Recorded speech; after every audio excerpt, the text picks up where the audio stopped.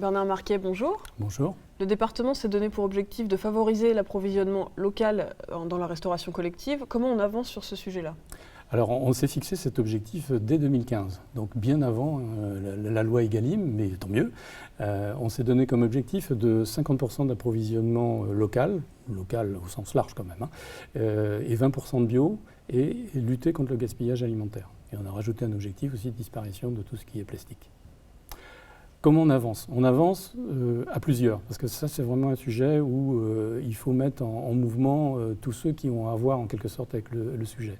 Notre responsabilité, nous, elle est autour des collèges. On est finalement un acteur de la commande publique important. Pour nos collèges, c'est 3 500 000 repas par an.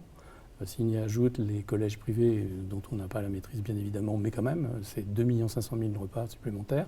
Et nous avons aussi un rôle à jouer vis-à-vis des établissements personnes âgées et personnes handicapées. Et ça représente un volume de commandes de, je crois, à peu près 11 millions de repas par an.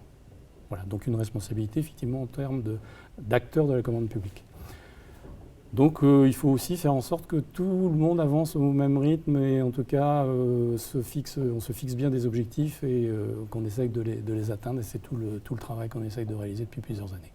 Et alors quels sont les points de blocage ? C'est effectivement un dossier assez compliqué parce que ça renvoie à plusieurs aspects.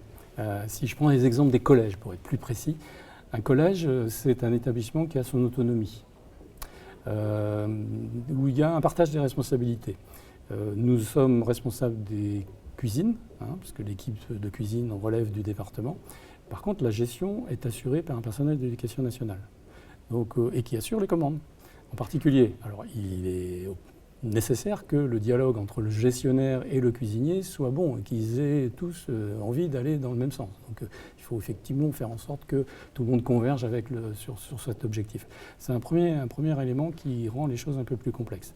Le deuxième élément, c'est qu'on est sur des marchés de commande publique. Donc il nous faut effectivement respecter un certain nombre de règles en matière de commande publique et faire aussi évoluer en quelque sorte ces règles quand c'est nécessaire, et faire en sorte que ce qu'on appelle nous les groupements d'achat, qui assurent un peu ces commandes, intègrent bien dans leurs objectifs ce que je viens de dire, 50% d'alimentation relevant du local ou du durable, 20% de bio.